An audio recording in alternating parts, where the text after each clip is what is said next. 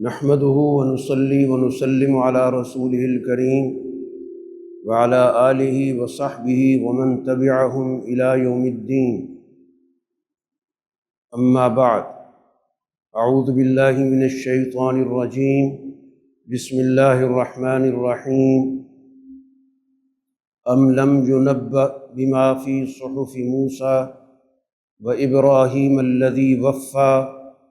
ألا تزر وازرة وزر أخرى وأن ليس للإنسان إلا ما سعى وأن سعيه سوف يرى ثم يجزاه الجزاء الأوفى وأن إلى ربك المنتهى. صدق اللہ العظیم. محترم حاضرین مجلس اور میرے عزیز دوستو،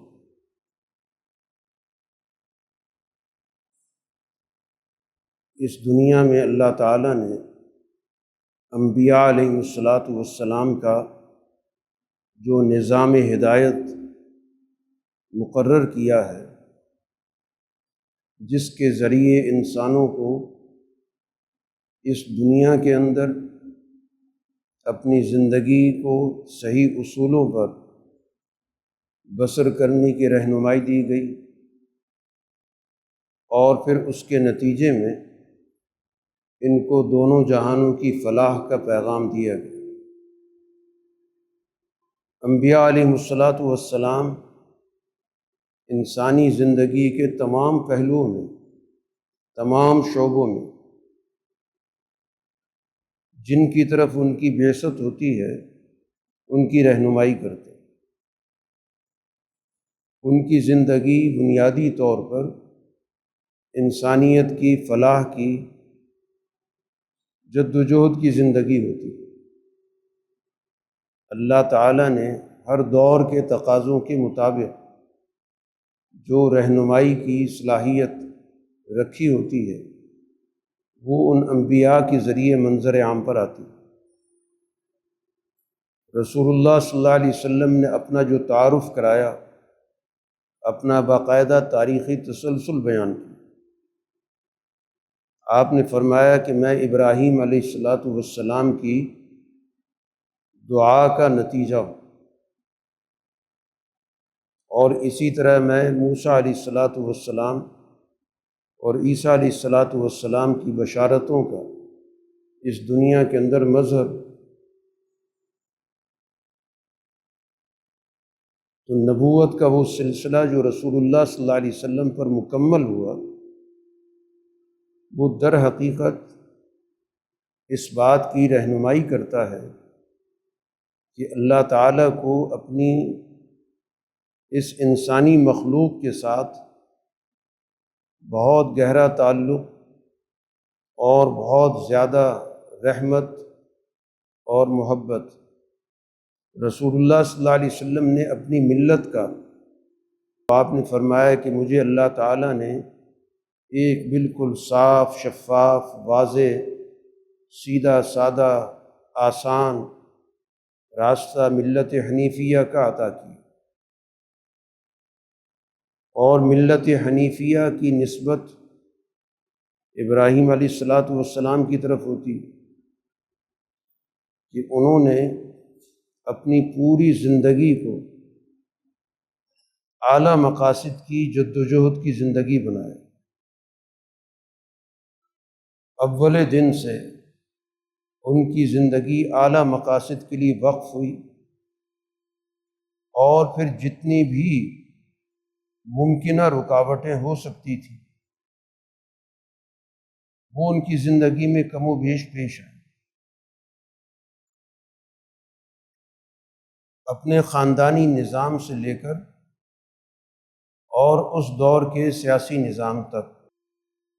خاندانی نظام میں ابراہیم علیہ السلام کا جو اپنے والد سے مکالمہ ہے وہ قرآن حکیم نے ذکر کیا کہ کس طرح انہوں نے اپنے پیغام کو اپنے والد کے سامنے رکھا۔ اس سے گویا ہمیں یہ دعوت کا اصول بھی معلوم ہوتا ہے کہ اپنے سے بڑے کے سامنے گفتگو اور پیغام کیسے رکھا جاتا ہے۔ ایسا بھی نہیں ہے کہ ان کے احترام کی وجہ سے کوئی بات ہی نہ کی جائے۔ درست بات کو کرنا یہ اس صاحب عقل آدمی کی ذمہ داری ہوتی ہے۔ اس پر کسی بھی صورت میں وہ کسی تعلق کی وجہ سے خاموش نہیں رہتا، لیکن اسی کے ساتھ ساتھ اس تعلق کی جو نزاکت ہے اس کو بھی ملحوظ رکھنا ضروری ہوتا ہے۔ دین اسلام کی تعلیمات میں جو بڑی بنیادی خوبصورت خصوصیت موجود ہے وہ انسانی رویوں میں توازن، کہ کسی بھی موضوع پر جب اسلام ہماری رہنمائی کرتا ہے تو وہ رہنمائی یک طرفہ نہیں ہوتی، بلکہ اس کے دونوں پہلو پیش نظر ہوتے ہیں، اور ایک ایسا متوازن طریقہ متعین کیا جاتا ہے کہ جس کے نتیجے میں بنیادی مقصد بھی پورا ہو اور اس کے ساتھ ساتھ کسی قسم کی کوئی منفیت پیدا نہ ہو۔ اب ابراہیم علیہ السلام کو اپنے والد سے مکالمہ کرنا ہے، ان سے بات چیت کرنی، جس راستے پر وہ چل رہے ہیں، کیونکہ وہ اپنے دور کے اس نظام کے ایک ستون کی حیثیت رکھتے ہیں۔ مذہبی نظام کا سارا سلسلہ ان کے پاس، بت سازی، بت گری، بت پرستی کا جتنا بھی پورا کا پورا نظام ہے اس کے وہ نگران ہیں۔ گویا براہ راست ان کے اس نظام سے مفادات وابستہ،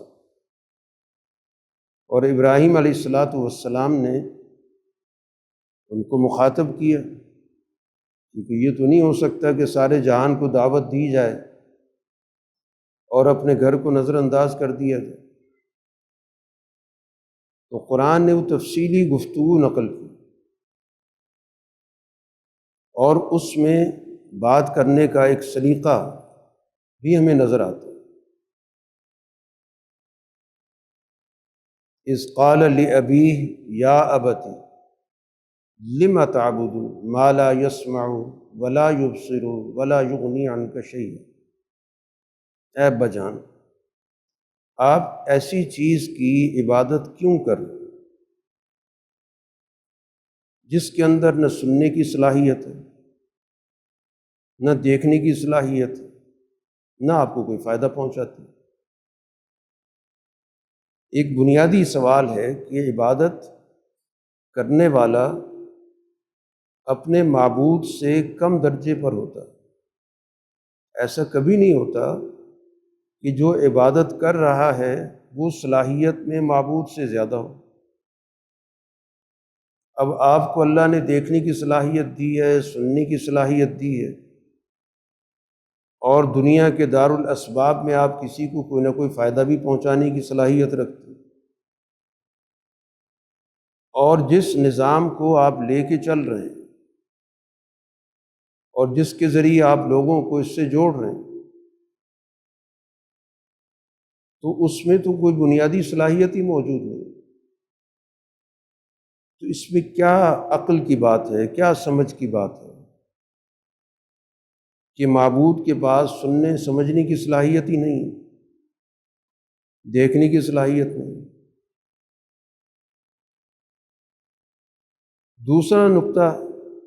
ابراہیم علیہ السلام نے یہ بیان کیا کہ ابا جان میرے پاس وہ علم موجود ہے جو آپ کے پاس نہیں ہے، اس کا تقاضا یہ ہے کہ آپ میری بات مانیں، اور اس کے نتیجے میں اہدیک صراطا سویا، میں آپ کو بالکل سیدھے راستے کی رہنمائی کروں۔ اصولی بات ہے، جس شخص کے پاس علم ہوتا ہے وہ اس کی رہنمائی کرتا ہے جس کے پاس علم نہیں ہوتا۔ یہ ضروری نہیں ہوتا کہ کوئی شخص عمر میں بڑا ہے تو اس کے پاس علم بھی اپنے سے کم عمر سے زیادہ ہو۔ کئی دفعہ ایسا ہوتا ہے کہ بڑی عمر کے آدمی کے پاس علم موجود نہیں ہوتا، اس سے کم عمر کے پاس علم ہوتا ہے۔ تو علم کے میدان میں اس بنیاد پر کسی شخص کا پیچھے رہ جانا، ہچکچانا کہ میں ایک ایسے شخص کی بات کیسے قبول کروں جو مجھ سے کم عمر ہے۔ اصل اتباع علم کی ہوتی ہے، علم کی پیروی کی جاتی ہے، جہاں پر بھی ہو، جس کے پاس بھی ہو۔ یہی بات رسول اللہ صلی اللہ علیہ وسلم نے اپنی جماعت صحابہ میں پیدا کی۔ اس لیے آپ نے امامت کا ذکر کیا کہ امامت کس کے پاس ہونی چاہیے، کس سے رہنمائی لینی چاہیے، کس کی قیادت میں نماز ادا کرنی چاہیے۔ تو آپ نے کہا جس کے پاس سب سے زیادہ علم ہو۔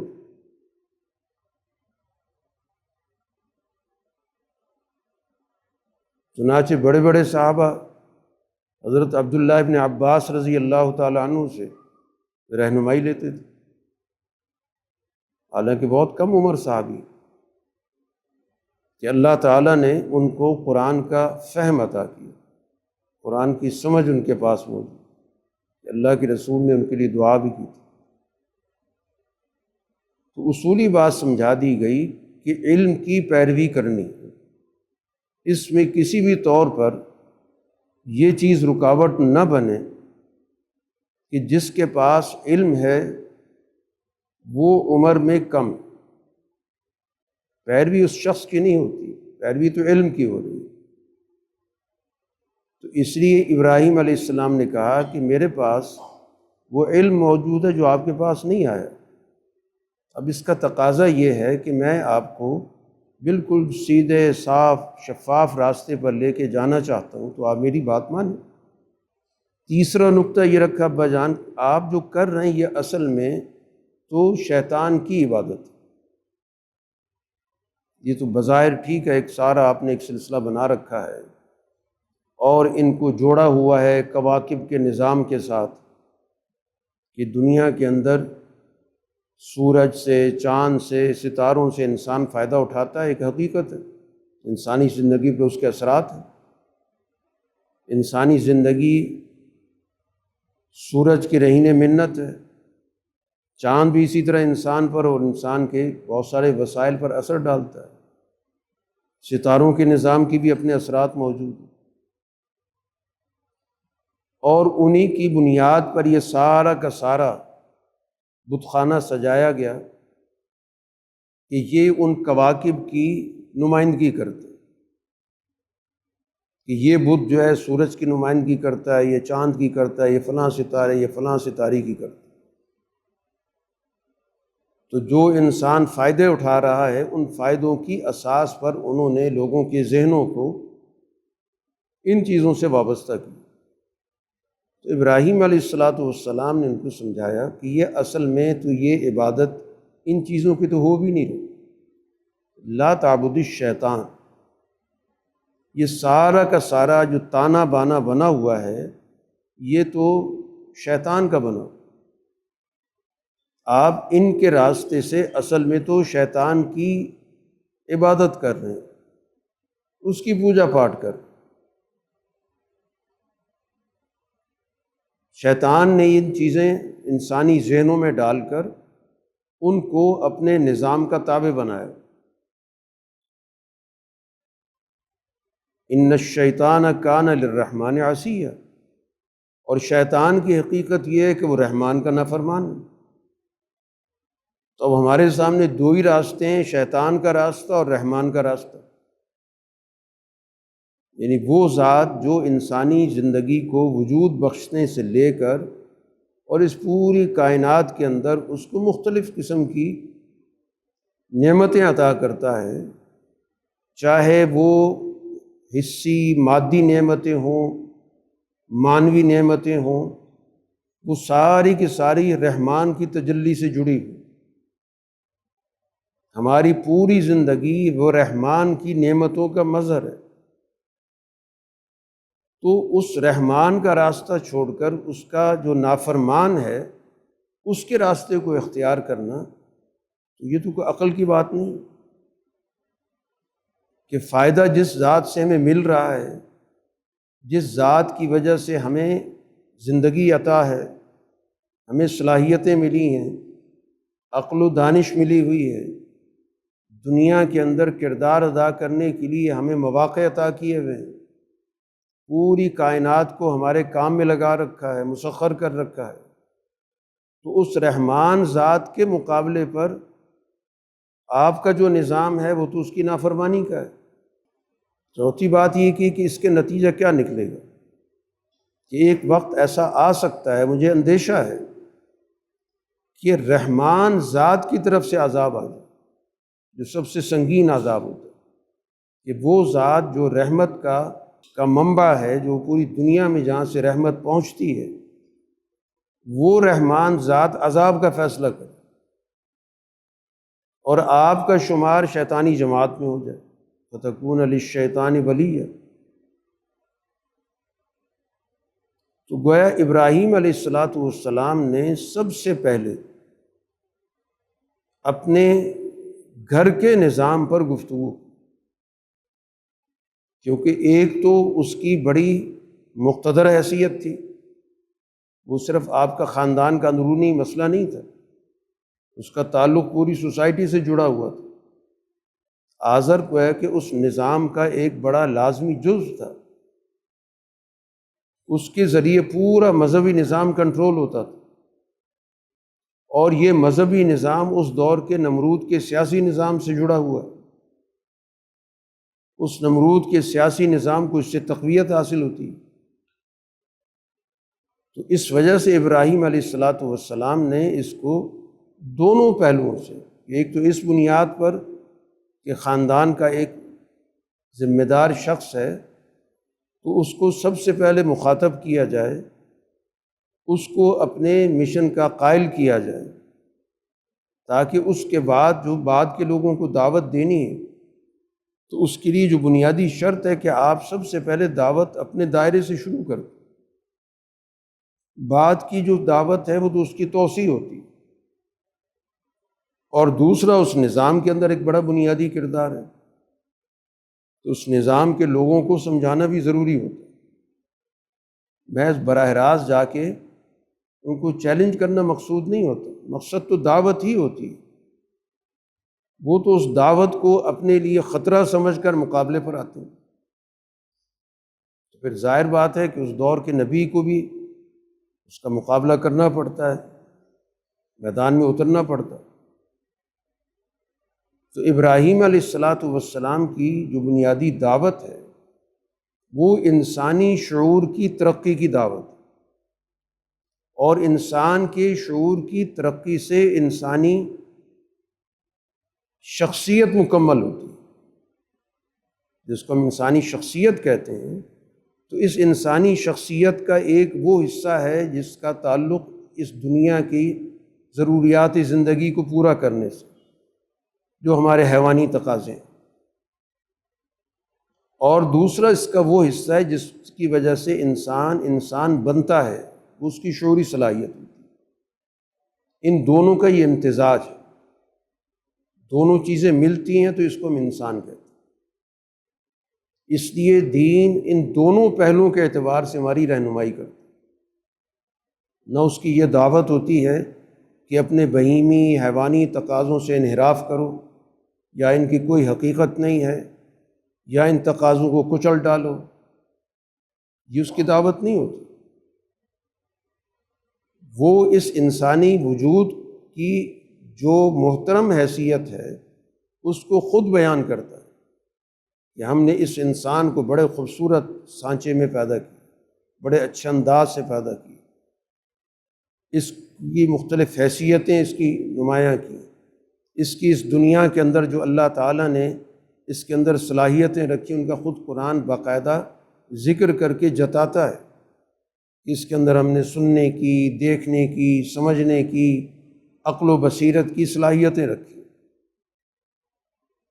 اور اسی کے ساتھ ساتھ اس کے اندر ایک شعوری وجود رکھا، ایک معنوی وجود رکھا، جو اس انسان کو باقی تمام مخلوقات پر فوقیت دیتا ہے، فضیلت دیتا ہے۔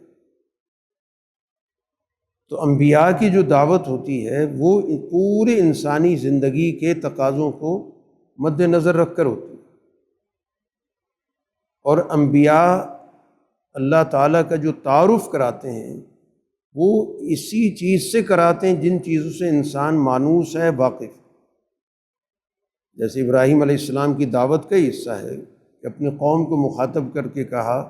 کہ فَإِنَّهُمْ عَدُوٌّ لِّي إِلَّا رَبَّ الْعَالَمِينَ، کہ جتنا بھی تم نے نظام بنا رکھا ہے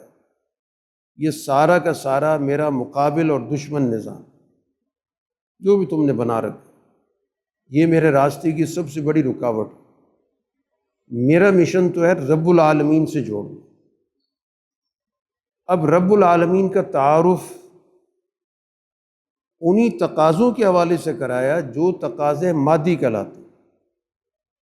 کہ الذی خلقنی فہو یہدین، سب سے پہلے اس نے مجھے پیدا کیا اور پیدا کر کے مجھے سوجھ بوجھ عطا کی، گرد و پیش کا مجھے فہم دیا، میرے اندر نفع نقصان کو سمجھنے کی صلاحیت پیدا کی، اچھا کیا ہے برا کیا ہے میرے اندر اللہ نے وہ صلاحیت پیدا کی۔ والذی ہوا یطعمنی ویسقین، یہ وہ ذات ہے کہ جو میرے لیے اس دنیا کے اندر خوراک کا بندوبست کرتا، جو میرے اس وجود کی ضرورت ہے، وہ متوازن غذا جس سے میرے اس جسم کی پرورش ہونی ہے، تو وہ اللہ تعالیٰ مجھے عطا کرتا،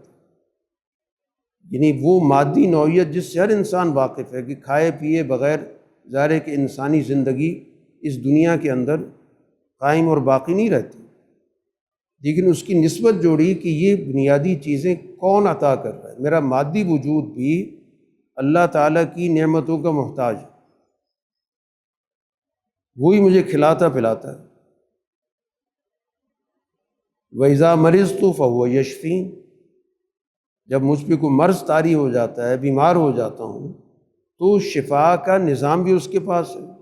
رہنمائی کرتا ہے کہ اس دنیا کے اندر اس کے پیدا کردہ اسباب و وسائل میں کون سی چیز ہے جو اس کو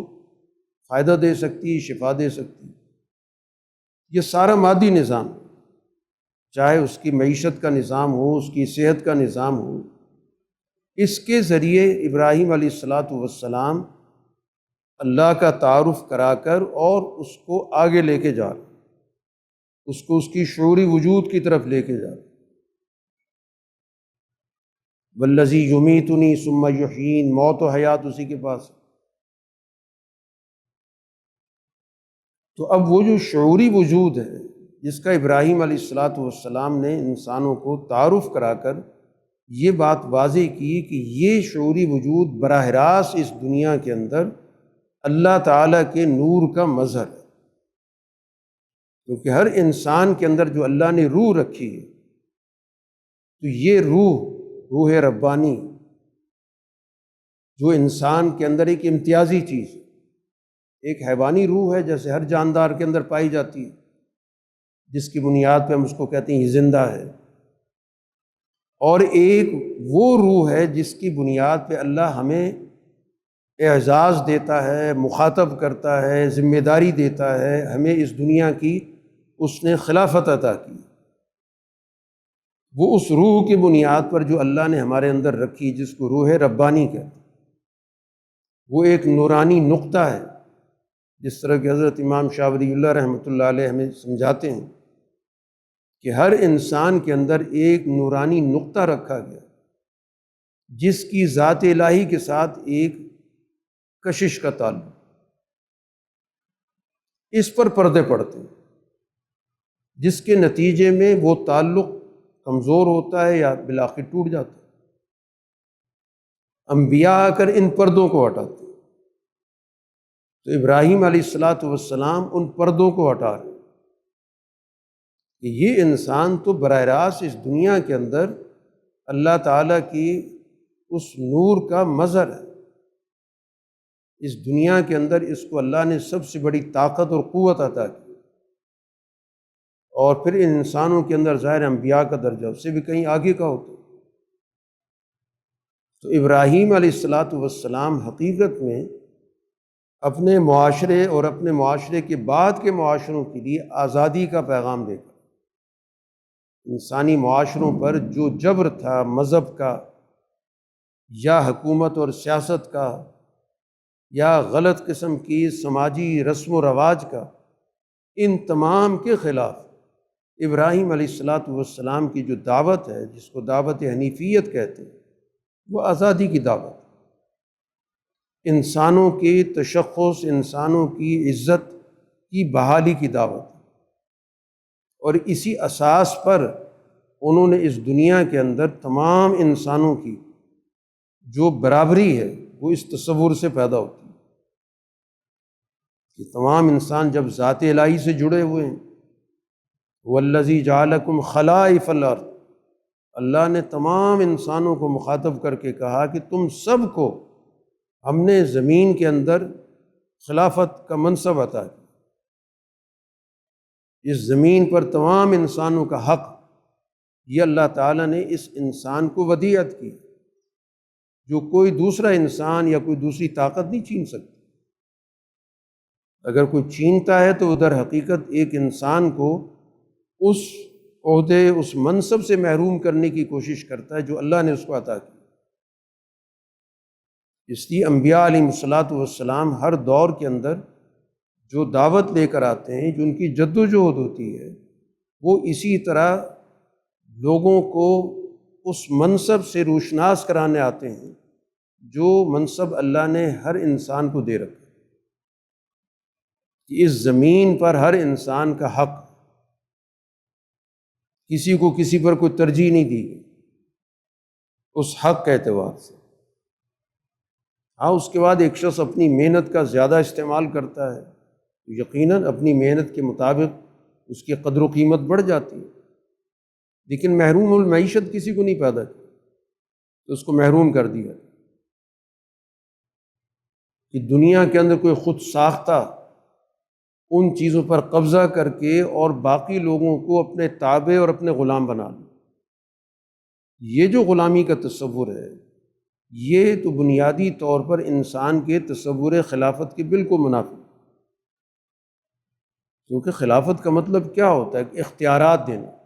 کہ اللہ تعالیٰ اس کو اس دنیا کے اندر اختیارات دے رہا ہے۔ اختیارات کا منبع یقیناً اللہ تعالیٰ کی ذات ہے، لیکن اس نے اختیار ہر انسان کو دی ہے، با اختیار انسان کو اس دنیا کے اندر پیدا کیا،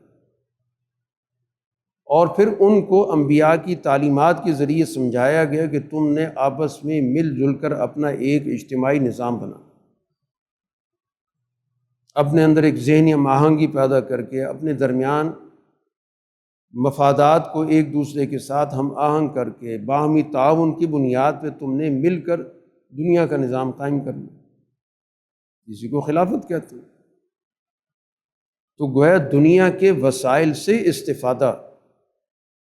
اور پھر اس کے ساتھ ساتھ اس انسان کے اندر جو اللہ تعالیٰ نے شعوری وجود رکھا ہے، جس کے نتیجے میں وہ صاحب الرائے بنا، اس کو اللہ تعالیٰ نے سمجھ کے اعتبار سے رائے دینے کی صلاحیت عطا کی۔ ان دونوں پہلوؤں کے اعتبار سے یہ انسان اس دنیا کے اندر اپنی قدر و قیمت رکھتا ہے، اور اس قدر و قیمت میں تمام انسان ایک دوسرے کے ساتھ برابر۔ کسی کو اس بات کا اختیار نہیں ہے کہ وہ دوسری کی رائے پر اپنی رائے مسلط کر کے اور اس کو اپنا تابع بنا دے۔ کسی کو اس بات کا اختیار نہیں ہے کہ وہ اس کے وسائل پر قابض ہو کر اور اس کو اپنا تابع اور غلام بنا دے۔ یہ ابراہیمی دعوت کی بنیادی چیز، انسانی ذہنوں کو آزاد کرنا،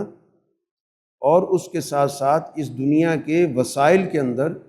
ہر انسان کو جو اللہ تعالیٰ کا دیا گیا اختیار ہے اس سے روشناس کرانا۔ اس بنیاد پر آپ کی اس دنیا کے اندر دعوت تھی۔ اس لیے جو رکاوٹیں سامنے تھیں ان سب کا تذکرہ کیا، اور ان رکاوٹوں نے بھی ابراہیم علیہ السلام کا مقابلہ کیا، چاہے وہ سیاسی رکاوٹ تھی نمرود کی شکل میں، اور چاہے مذہبی رکاوٹ تھی آزر کی صورت میں، یا چاہے وہ سوسائٹی کا جو سماجی نظام بنا ہوا تھا نجوم کی بنیاد پر، ستاروں کی بنیاد پر، کواکب کی بنیاد پہ پورا کا پورا ایک سسٹم بنا رکھا تھا۔ تو یہ سارے کے سارے وہ پردے تھے کہ جس کی آڑ میں اس دور کے طاقتور لوگ، چاہے وہ مذہب کی بنیاد پہ طاقت کے دعوے دار تھے، چاہے سیاست کی بنیاد پر تھے، اور چاہے اپنے خود ساختہ علم کی بنیاد پر تھے، ان کے مقابلے پر ابراہیم علیہ السلام کی جو دعوت ہے وہ انسانوں کو ان تمام شکنجوں سے آزاد کرانی، اور انسانوں کو ان کا اپنا جو تشخص تھا بطور انسان کے اس سے متعارف کرائے۔ اسی کو قرآن حنیفیت کہتا ہے کہ تمام مراکز سے تعلق کو توڑ کر اللہ سے تعلق جوڑ۔ حنیفیت کا مطلب ہی یکسو ہو جانا، بجائے اس کے کہ ہر جگہ سے اپنے توقعات رکھے جائیں، ہر جگہ پر اپنے مطالبات پیش کیے جائیں، کسی کی تابعیت کی زندگی اختیار کی جائے۔ ان تمام سے اپنے آپ کو علیحدہ کر کے، یکسو کر کے، صرف اللہ تعالیٰ کی ذات کو ہر چیز کا منبع مرکز مان کر، اور اس دنیا میں اس انسان کا براہ راست اس سے تعلق پیدا کر، ہر انسان کا۔ انبیاء علیہ والسلام کی دعوت بنیادی طور پر ہوتی یہی ہے، قرآن خود ذکر کرتا ہے کہ کونوا ربانیین، براہ راست دعوت ہوتی رب والے پر۔ یہ نہیں کہتے کہ تم ہماری عبادت کرو اور پھر ہم آگے اللہ کی عبادت کریں گے، تمہاری عبادت ہمارے ذریعے سے اللہ تک پہنچے گی، کسی نبی کی یہ دعوت نہیں، بلکہ قرآن تو کہہ رہا ہے کہ کسی بھی انسان کے لیے یہ شایان شان نہیں ہے کہ اللہ تعالیٰ اس کو کتاب دے، اس کو اختیار دے، اس کو نبوت دے، اس کو دانش دے، اور پھر وہ لوگوں کو جا کے یہ کہے کہ میرے بندے بنو، میرے تابع بنو، میرے سامنے جھکنے والے بنو۔ کسی نبی کے شایان شان نہیں، نہ کسی نبی نے یہ دعوت دی کہ اپنی ان استعداد کی بنیاد پر، ان انعامات کی بنیاد پہ جو اللہ تعالیٰ کسی نبی پہ کرتا ہے، وہ کبھی بھی ان کو انسانیت کے استحصال کے لیے استعمال نہیں کرتا۔ دنیا کے جتنے فاسد مذاہب آپ کو نظر آئیں گے، وہ وہاں پر ایک درمیان میں طبقہ پیدا ہو جاتا ہے جو یہ دعویٰ کرتا ہے یا لوگوں کو یہ دھوکہ دیتا ہے کہ ہم تمہیں براہ راست اللہ سے ملائیں، ہمارے ذریعے تمہارا رابطہ پیدا ہو جائے، اور اس کے ذریعے استحصال کرتے ہیں، جھوٹے نمائندے بن کر اللہ تعالیٰ کی طرف سے ان کو ڈراتے پھرتے ہیں اور ان سے مفادات حاصل کرتے ہیں۔ اپنی خوشی ناخوشی کو وہ اللہ کی خوشی ناخوشی بتاتے ہیں۔ تو انبیاء ان سارے واسطوں کو، رابطوں کو توڑ دیتے، براہ راست جوڑ دیتے۔ اس لیے نبی پر جو پیغام آتا ہے وہ براہ راست پہنچاتا ہے، اپنے پاس کوئی بھی پیغام روک کے نہیں رکھتے کہ کم سے کم میرا کوئی نہ کوئی روب رہے، کوئی میرے پاس ایسا علم ہونا چاہیے کہ جس سے باقی لوگ ناواقف ہیں، اور میں اپنے اس علم کے بل بوتے پر لوگوں پہ روب قائم کروں۔ وما هو علی الغیب بضنین، جو غیب کی بات اللہ تعالیٰ نبی کو بتاتا ہے، پہنچاتا ہے، وہ نبی کبھی بخل کر کے اس کو اپنے پاس نہیں رکھتا، فوراً پہنچاتا۔ اور یہ اللہ نے حکم بھی دے رکھا ہے کہ بلغ ما انزل الیک من ربک، اے رسول جو کچھ بھی آپ پہ نازل ہو رہا ہے اس کو پہنچا دے۔ اور ساتھ ہی اللہ نے کہا اگر آپ نے نہیں پہنچایا تو آپ نے رسالت کا حق نہیں ادا کیا۔ تو اس لیے دنیا کے اندر نبی حقیقت میں پورے انسانی معاشرے کی جو فکری عملی آزادی ہوتی ہے اس کی جدوجہد کرتے، اور ابراہیم علیہ السلام اس کا سب سے بڑا نمونہ ہے۔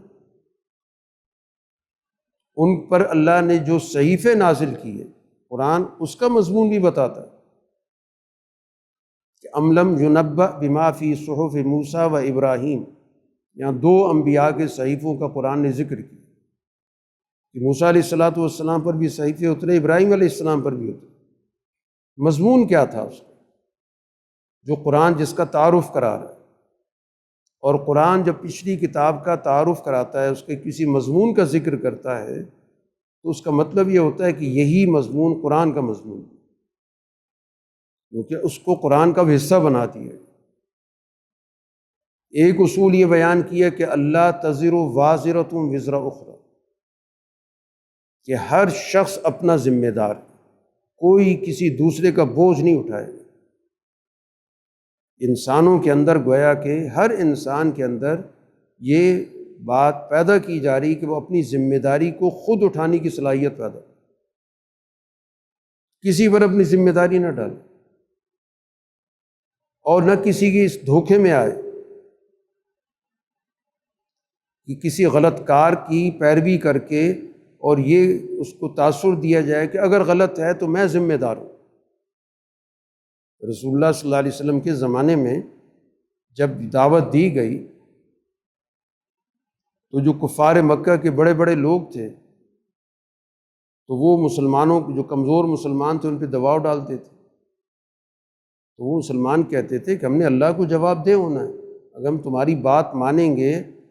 تو اللہ تعالیٰ کے سامنے کیسے پیش ہوں گے، وہاں ہم کیا جواب دیں گے؟ ہم پر ذمہ داری ہے، ہم تمہاری بات نہیں مان سکتے۔ تو ایک سردار کہنے لگا ذمہ داری میرے حوالے کر دو، تو میری بات مان لو،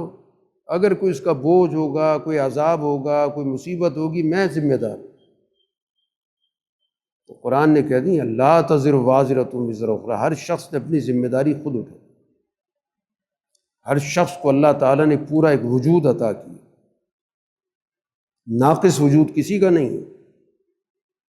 یہ تو یہ ایک سسٹم کی خرابی ہے کہ ہمارے ذہن پست کر دیے جاتے ہیں، تابع مومل بنا دیا جاتا ہے، ایک شخص کی عقل کام ہی نہیں کر رہی ہوتی، ان کے دماغوں پر گویا کہ ایسے سانچے ڈال دیے جاتے ہیں، چاہے ظاہری ہوں چاہے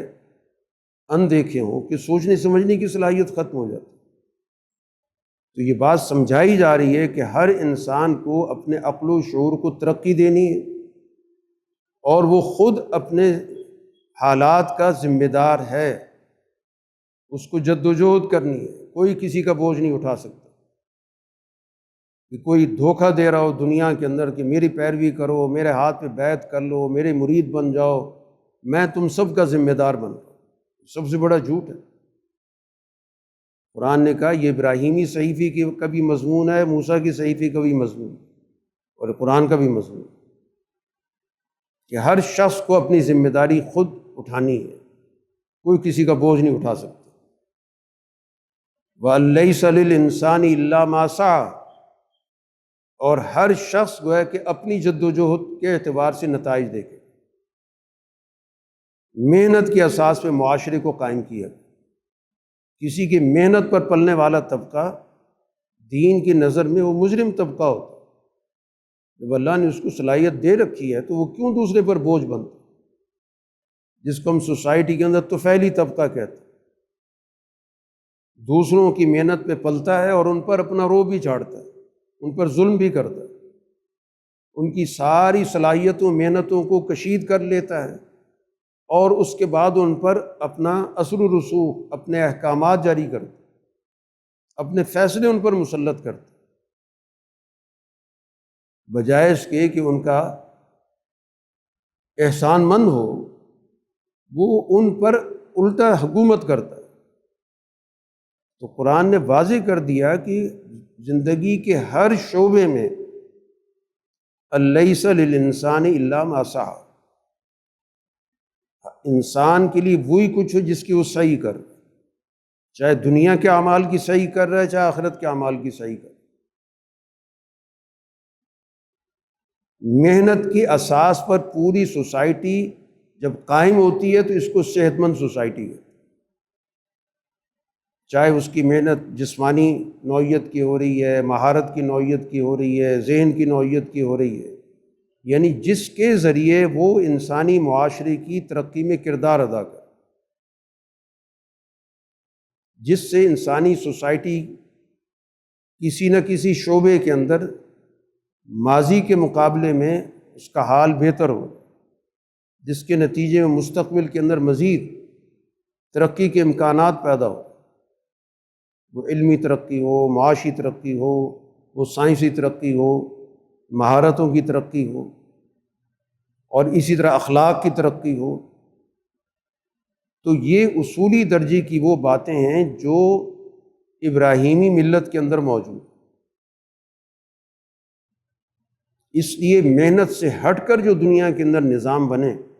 چاہے وہ جاگیرداری کی صورت میں ہو یا سرمایہ داری کی صورت میں ہو یا اس کی بگڑ ہوئی جتنی بھی شکلیں، تو یہ ساری کی ساری بنیادی طور پر شرف انسانیت، جو اللہ نے انسان کو شرف عزت دی ہے، یہ اس کے منافی ہیں، یہ اس کو پامال کرنے والے ہیں۔ کیونکہ ان نظاموں کی اساس یہ ہے کہ محنت کوئی کرے، فائدہ کوئی اٹھائے۔ تو محنت سے عاری معاشرہ جس میں محنت کو ضائع کیا جاتا ہو، تباہ کیا جاتا ہو، ان کا استحصال کیا جاتا ہو، محنت کرتا کوئی ہو، فائدہ کوئی ہو اور اٹھاتا ہو، تو یہ سارا کا سارا غیر فطری اور غیر شرعی نظام، اس کا دنیا کی کسی شریعت کے اندر جواز نہیں رہا، کسی پچھلی شریعت کے اندر، کسی نبی کی شریعت کے اندر اس کی گنجائش نہیں رہی۔ ہر دور کا نبی جو ہے وہ ہمیشہ سوسائٹی کے اندر کمزور لوگوں کے حقوق کی جدوجہد اس لیے کرتا، ان کو دبا دیا جاتا ہے، ان کو قرآن کہتا ہے ان کو کمزور کر دیا گیا، مستضعف کر دیا گیا، ان پر دباؤ ڈالا گیا، ان کی سوچیں کمزور کرنے کی کوشش کی گئی، ان کو ذہنی طور پہ اپاہج کر دیا۔ اور ایسے ہی ذہن ظاہر ہے کہ دنیا کے اندر شرک کے لیے سازگار ہو جاتے ہیں۔ جب ذہن خوف زدہ کر دیا جائے، پست کر دیا جائے، تو پھر اس پہ جیسے چاہے مذہبی نظام مسلط کر۔ تو یہ مذہبی نظام ہر دور کا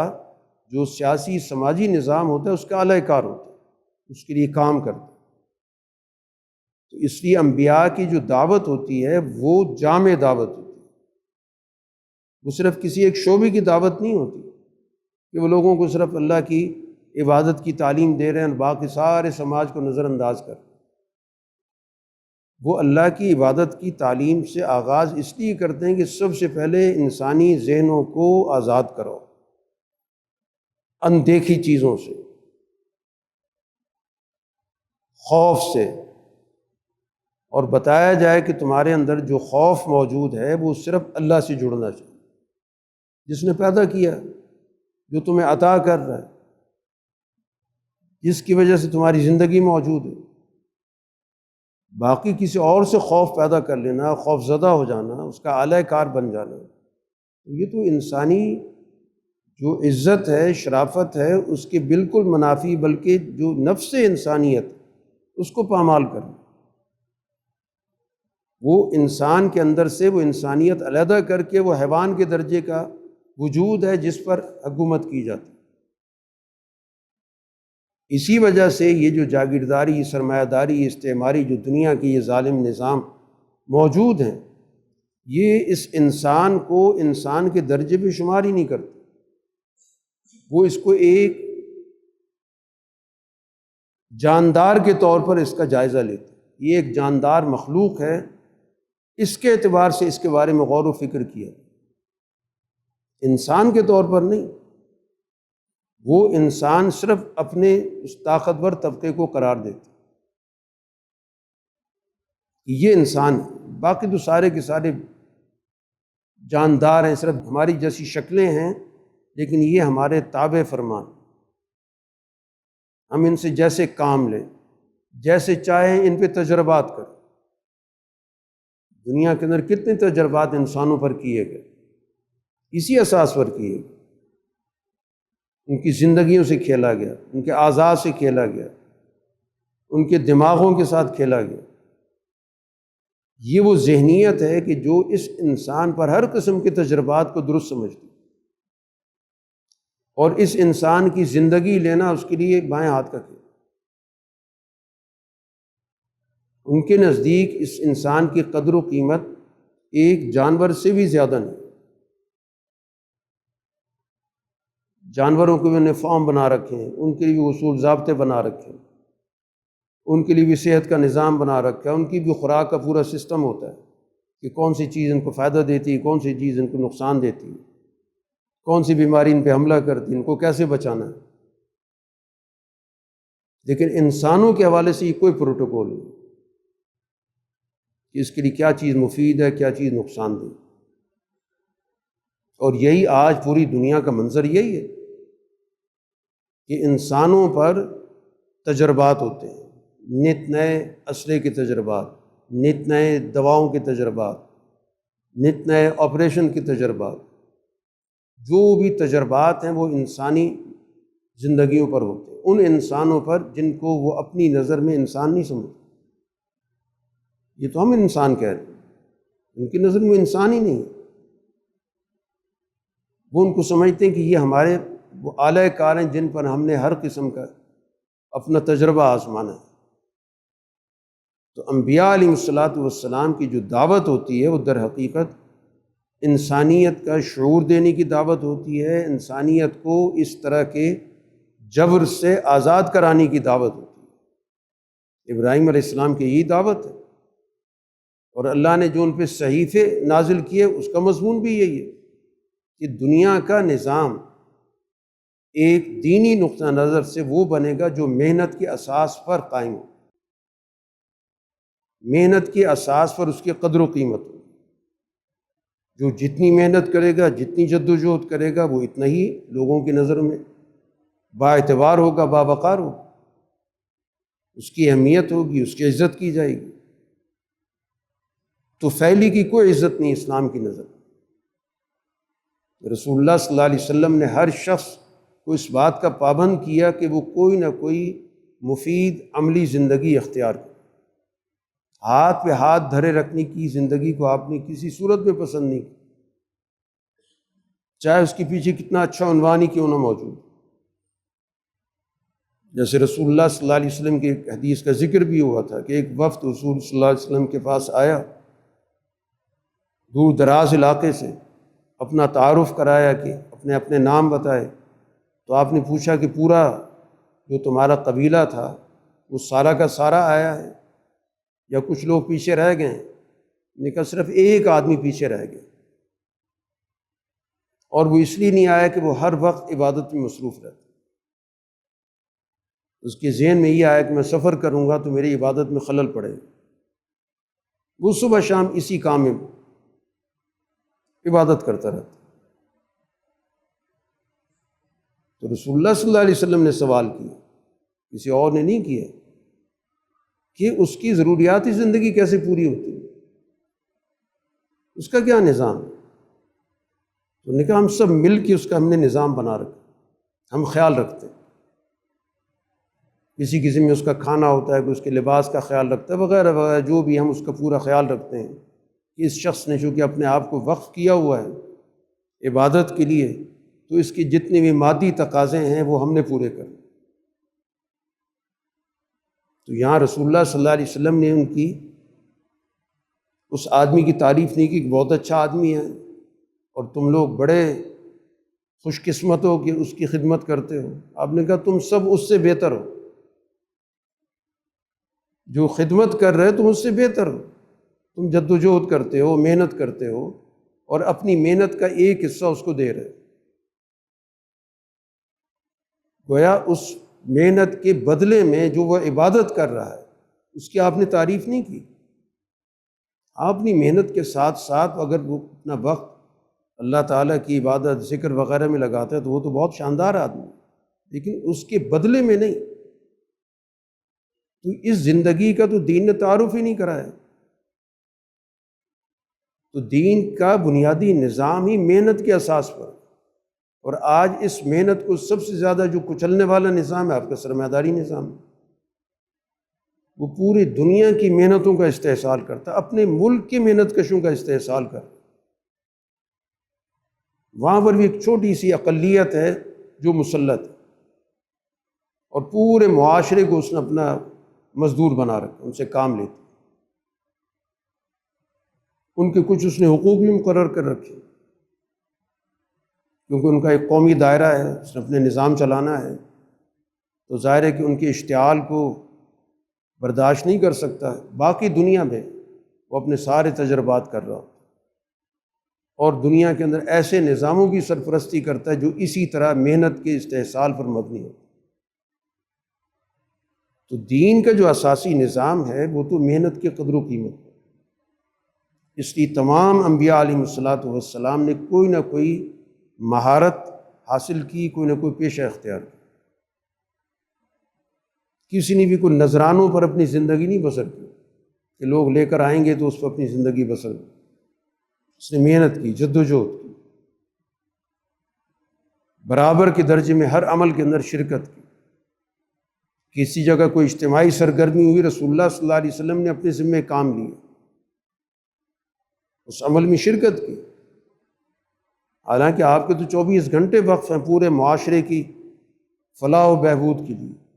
اپنی ذات سے بالاتر ہو کر اپنی پوری زندگی وقف کی ہوئی۔ تو انبیاء کی جو زندگی ہوتی ہے وہ در حقیقت سوسائٹی کے اندر انسانیت کی آزادی دلانے کی زندگی ہوتی ہے۔ تو اسی وجہ سے قرآن حکیم نے پچھلے صحیفوں کا بھی تعارف کرا دیا کہ ان کا مضمون بھی یہی ہے، وَأَنَّ سَعْيَهُ سَوْفَ يُرَىٰ۔ جب انسان کی کوئی سعی ہوتی ہے، محنت ہوتی ہے، جس شعبے کی بھی ہو، تو پھر اس کا جائزہ لیا جاتا ہے، اس کی قدر و قیمت کیا ہے، کس قسم کا اس نے کام کیا، اس کا دائرہ کار کیا ہے۔ ایک محنت انسان کی ذات تک محدود ہوتی ہے، ایک محنت کا دائرہ پوری سوسائٹی کے لیے ہوتا ہے، اجتماعی مقاصد کے لیے جد و جہد کر رہا ہوتا ہے۔ اور پھر قرآن کہتا ہے ثم یجزاہ الجزاء الاوفی، پھر اس محنت کا جائزہ لینے کے بعد جو اس کا پورا بدلہ ہے وہ دیا جاتا ہے، اس میں ڈنڈی نہیں ماری جاتی، جتنا اس کا بدلہ بنتا ہے وہ اس کو پورا دیا جاتا ہے۔ اور اسی بنیاد پر رسول اللہ صلی اللہ علیہ وسلم نے انسانی معاشرہ قائم۔ آپ نے اس شخص کی تعریف کی، ایک مثال کے اندر ایک واقعے کے طور پہ ذکر ہوا۔ ایک واقعہ ہے، طویل واقعہ ہے، اس کا ایک حصہ ہے کہ کچھ لوگ ایک موقع پر، گزشتہ زمانے کا واقعہ تھا آپ سے پہلے کا، کہ غار کے اندر بند ہو گئے، غار پر بڑا پتھر آ گیا، اب وہاں پر مدد کوئی آ ہی نہیں سکتی تھی، نہ باہر آواز جا سکتی تھی، جگہ بھی ایسی تھی، جنگل تھا، آواز کوئی سن بھی نہیں سکتا تھا۔ تو ان تینوں آدمیوں نے، 3 آدمی تھے، تینوں نے یہ فیصلہ کیا کہ اپنی پوری زندگی کا جائزہ لو، اور جائزہ لینے کے بعد وہ عمل جس کے بارے میں تمہیں یہ خیال ہو کہ یہ عمل تو میں نے خالصتاً اللہ کے لیے کیا تھا، اس عمل کا اللہ تعالیٰ کے سامنے وسیلہ پیش کرو کہ ہمیں اس مصیبت سے نکال، اس تکلیف سے، ہمیں اس اذیت سے نجات دی جائے، اس عمل کے بدلے میں جو ہم نے خالصتاً اللہ کے لیے کیا تھا۔ تو ان میں سے ایک شخص وہ تھا کہ میرے پاس ایک شخص نے کام کیا تھا، میں نے اس کے ساتھ معاوضہ طے کیا تھا، اس شخص نے کام کیا اور معاوضہ لیے بغیر چلا گیا، تو اے اللہ میں نے اس معاوضے کو صرف محفوظ نہیں رکھا، میں نے اس معاوضے کو دوبارہ کام میں لگایا، اور اس کے ذریعے اتنا میرے پاس ریوڑ جمع ہو۔ کافی عرصے کے بعد وہ شخص واپس آیا کہ وہ میں نے تمہارے پاس کام کیا تھا تو جو میرا معاوضہ بنتا ہے مجھے دو۔ اللہ میں یہ کر سکتا تھا کہ اتنا ہی معاوضہ جو طے ہوا تھا میں اس کو دے دیتا، لیکن میں نے چونکہ اس معاوضے سے کام کیا تھا، تو جتنا بھی وہ ریوڑ موجود تھا، مویشی موجود تھے، میں نے کہا یہ سب تمہارے۔ اس نے کہا بھی کہ یہ تو میرا طے نہیں ہوا تھا، جو طے ہوا تھا مجھے دے دو۔ میں نے کہا یہی کچھ تھا، جو تمہارا معاوضہ تھا میں نے اس کو کام میں لگایا، اس کے ذریعے وہ مزید بڑھ گیا، تو یہ سارا اسی کا نتیجہ ہے، تم اس کے مالک ہو۔ تو یہ وہ بنیادی سوچ تھی۔ اس نے اسی بنیاد پہ اللہ سے دعا کی اور ظاہر ہے کہ وہ تھوڑی سی چٹان اپنی جگہ سے سرکی، پھر اسی طرح 2 آدمیوں کا اور بھی واقع ہے۔ تو دین کا جو بنیادی تصور ہے وہ کسی کی محنت ہڑپ کرنے کا نہیں ہے، اس محنت کی قدر و قیمت کو سمجھ کر اس کا جو واقعتاً معاوضہ بنتا ہے۔ ایک ہوتا ہے جبر کا معاوضہ، ایک آدمی دباؤ میں، اس کے پاس کوئی کام کاج ہے نہیں، حالات ساتھ دے نہیں رہے، اور دوسرا آدمی جو ہے اس کی اس مجبوری سے فائدہ اٹھا کر کوئی چیز طے کر، اس کو کہتے ہیں جبر کی رضامندی، کہ اگر اس کے پاس آپشن کھلا ہوتا تو وہ اس مزدوری پر، اس معاوضے پر کبھی تیار نہ ہوتا۔ یہ جو ظاہر کی رضامندی، یہ بھی شریعت کی نظر میں معتبر نہیں۔ اصل رضامندی کا تعلق ہے انسان کے قلب سے، واقعتاً وہ اس چیز پر راضی ہے کہ جتنی میری محنت ہے اتنا ہی مجھے اس کا بدلہ دیا جا رہا ہے، یا میری مجبوری سے فائدہ اٹھایا جا رہا ہے۔ اس کو نظر آ رہا ہے کہ راستے بند ہیں، میں کہیں اور جا نہیں سکتا، تو جو مل رہا ہے چلے غنیمت ہے۔ آج جو آپ کی پوری سوسائٹی کا نظام اسی اصول پر کھڑا ہوتا ہے کہ وہ لوگوں کی ضروریات سے، مجبوریوں سے فائدہ اٹھا کر ان کا معاوضہ مقرر کرتا ہے۔ تو یہ استحصالی معاوضہ کہلاتا ہے۔ یہ رضامندی حقیقی رضامندی نہیں ہوتی۔ تو حقیقی رضامندی قرآن نے بیان کیا ہے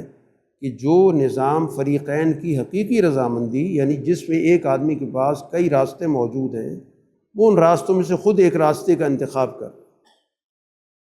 خود فیصلہ کر رہا ہے کہ یہ میرے لیے زیادہ موزوں ہے، زیادہ بہتر۔ کئی وجوہات ہوتی ہیں، صرف پیسے کا زیادہ کم ہونا نہیں ہوتا۔ ایک انسان دیکھتا ہے کہ میں اپنے گھر کے قریب تر ہوں، اور دیگر بہت سارے چیزوں کو سامنے رکھ کے فیصلہ کرتا ہے، لیکن اس کے پاس اور دروازے کھلے ہوتے ہیں، اور پھر وہ اپنے حالات، اپنے فیصلے کے مطابق اس کا انتخاب کرتا ہے۔ جو دباؤ کے تحت جو آج سوسائٹی میں جو کچھ ہوتا ہے کہ ایک شخص سمجھتا ہے کہ یہ میری ضروریات کے مطابق نہیں ہے، میری محنت کے مطابق نہیں ہے، میرے حالات کے مطابق نہیں ہے، لیکن چونکہ میرے پاس اور کوئی راستہ نہیں کھلا ہوا، میں اس سے بھی چلا جاؤں، یعنی کچھ نہ ہونے سے ہونا بہتر ہے، اس بنیاد کو اپنے آپ کو تسلی دے دیتا۔ تو یہ سارے کے سارے گویا کہ جو حربے اختیار کیے جاتے ہیں حقیقی رضامندی سے کٹے ہوئے جتنے بھی ہیں، تو ظاہر ہے کہ وہ شریعت کی نظر میں معتبر نہیں ہوتے۔ ٹھیک ہے، قانونی طور پر اس پہ کوئی اعتراض نہیں ہوگا، اس پہ کوئی سوال نہیں اٹھا سکتا، لیکن وہ شخص بھی جانتا ہے، اللہ بھی جانتا ہے، فریقین کو بھی پتہ ہے کہ صورتحال کیا ہے۔ تو بہرحال قرآن حکیم نے تمہیں ایک واضح اصول بتا دیا کہ وَلَيْسَ لِلْإِنسَانِ إِلَّا مَا سَعَىٰ وَأَنَّ سَعْيَهُ سَوْفَ يُرَىٰ ثُمَّ يُجْزَاهُ الْجَزَاءَ الْأَوْفَىٰ، کہ انسانی زندگی کا دار و مدار سعی، محنت، جد و جہد پر، پھر اس سعی اور محنت کی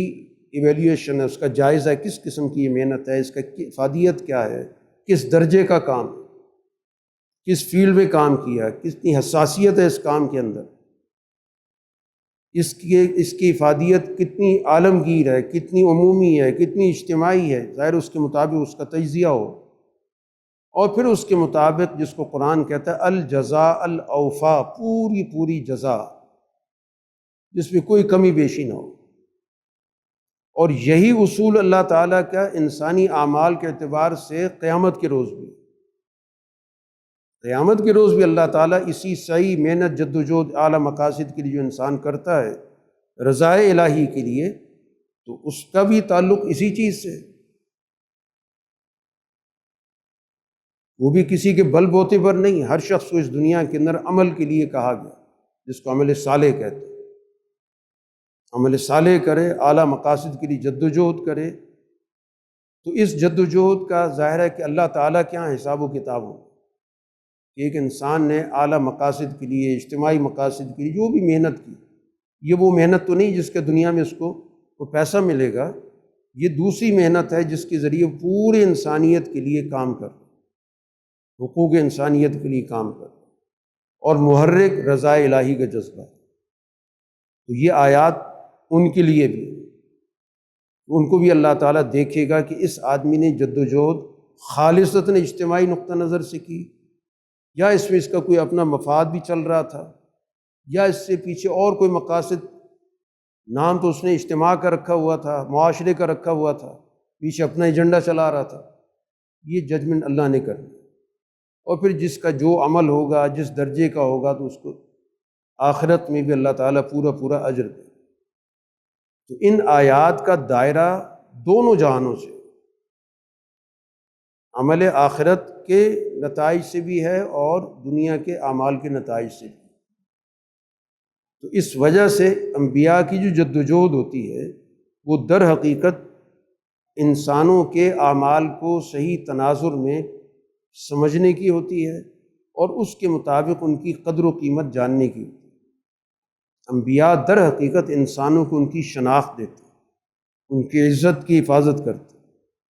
ہر انسان پر دوسرے انسان کی عزت کرنا لازم قرار دیتے، ہر انسان کو وہ معزز قرار دیتے، کسی بھی انسان کو کم قیمت، بے قیمت قرار دینا یہ کسی بھی نبی کی شریعت میں نہیں ہے۔ یہی رسول اللہ صلی اللہ علیہ وسلم کا دین ہے، یہی آپ کا اسلام ہے، یہی آپ کی ملت ہے۔ اور اسی وجہ سے دنیا کے اندر اسلام نے اپنے دور عروج میں انسانوں کو بطور انسان جو ان کی قدر و قیمت بنتی تھی اس کے مطابق ان کو عزت دی، قطع نظر ان کا پس منظر کیا تھا، رنگت کیا تھی، برادری کیا تھی، نسب کیا تھا، مذہب کیا تھا، انسان بطور انسان۔ اسی بنیاد پر پورا کا پورا معاشی نظام، معاشرتی نظام، سزا و جزا کا نظام اسی اصول پر ہی قائم رہا۔ بدقسمتی سے جب وہ نظام ٹوٹا تو اب دنیا کے اندر قدر و قیمت بن گئی سرمایہ اور سرمایہ سے بنے ہوئے وسائل، اور انسان اس کے تابع کر دیا۔ جو انسان اساسی تھا، غالب تھا، اشیاء اس کے تابع تھیں، سارا کا سارا نظام الٹ ہو، اب وہ سرمایہ کا غلام بنا دیا، اس کا محتاج بنا دیا، وہ اس کی قدر و قیمت کا فیصلہ کرتا، اس کے مطابق گویا کہ اس کا جائزہ لیا جاتا۔ یہ پورا کا پورا گویا کہ نظام جب تک الٹا نہیں جائے گا اور انسان کو مرکزی حیثیت دے کر پورے معاشرتی اور معاشی، سیاسی، اخلاقی نظام کو مرتب نہیں کیا جائے گا جو دین میں بتاتا ہے،